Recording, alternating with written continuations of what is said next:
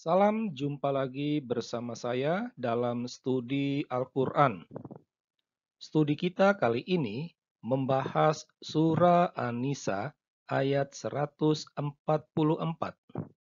Ini merupakan kajian logis, sehingga dibutuhkan nalar akal sehat untuk dapat mengikuti video ini.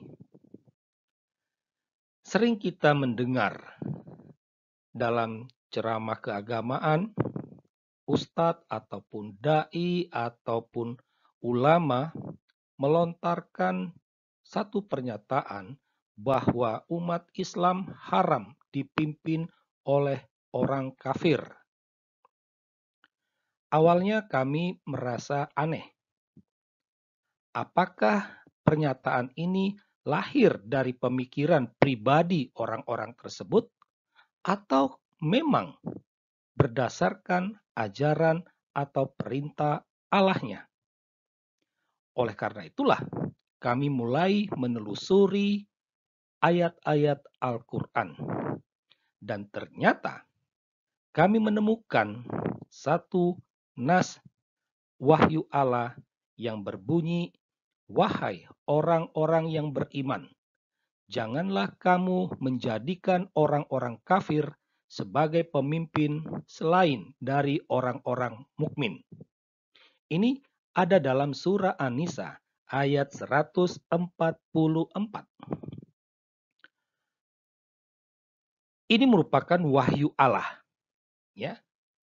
Allah secara tidak langsung mau berbicara kepada umat Islam, tetapi disampaikan melalui Nabi Muhammad.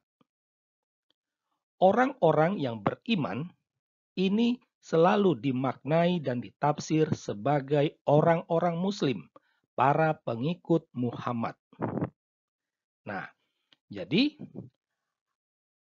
orang Islam ini diserukan oleh Allah supaya jangan memilih orang kafir sebagai pemimpin. Dalam wahyu Allah itu disampaikan juga, ya, konsekuensi bila orang Islam memilih orang kafir sebagai pemimpin. Di sana dikatakan bahwa orang-orang yang demikian itu disebut sebagai orang munafik, ya. Jadi orang Islam yang memilih orang kafir sebagai pemimpin, mereka dikategorikan sebagai kaum munafik. Nah, bagaimana nasib orang munafik ini? Dalam berbagai ayat Al-Quran telah dikatakan oleh Allah bahwa orang munafik ini akan mendapat siksa yang pedih. Ya. Selain itu juga, jenazahnya tidak akan disolatkan. Jadi kalau dia mati, jenazahnya tidak akan disolatkan. Ini pernah terjadi dalam peristiwa Pilkada DKI tahun 2017, di mana umat Islam yang mendukung Ahok ketika meninggal jenazahnya tidak disolatkan. Orang ini, ya, orang-orang yang menegakkan hukum Allah ini berada dalam kubu Anies Baswedan. Maka tidak heran orang mengatakan kemenangan Anies Baswedan itu lantaran dia menjual ayat dan juga mayat. Selain itu juga, orang munafik itu akan masuk neraka. Katakan bahwa tempat mereka itu di tingkat yang paling bawah dalam neraka.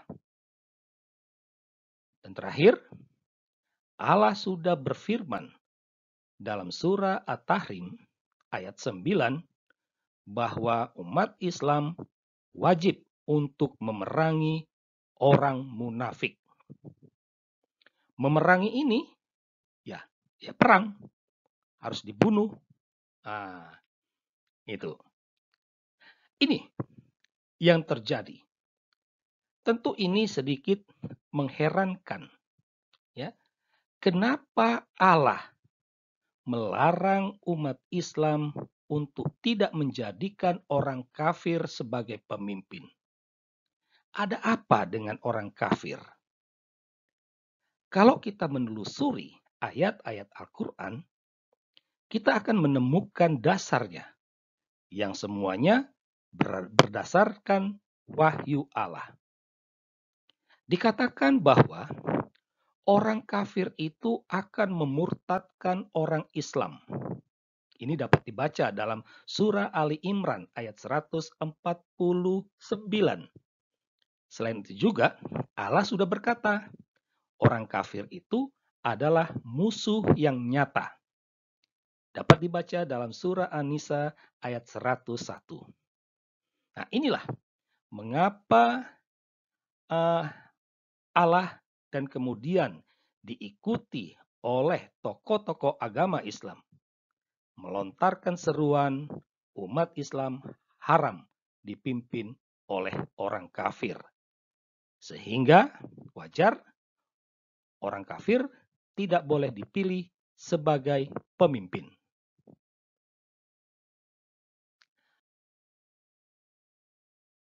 Lantas, apa konsekuensi jika pemimpin kafir ini tidak boleh dipilih? Ya, ada beberapa konsekuensinya. Yang pertama, umat Islam tidak layak tinggal di wilayah di mana pemimpinnya itu adalah kafir. Kita tahu, ada banyak negara-negara di mana pemimpin negaranya adalah orang kafir. Ya. Nah, berangkat dari wahyu Allah ini, kalau mereka mau konsisten, mereka harus angkat kaki dari wilayah-wilayah tersebut. Ya. Konsekuensi berikut, orang Islam tidak layak kerja di perusahaan di mana pemimpinnya adalah kafir. Kita kenal, ada banyak pemain sepak bola Islam yang terkenal, tapi mereka berada dalam klub yang notabene pemimpinnya adalah kafir.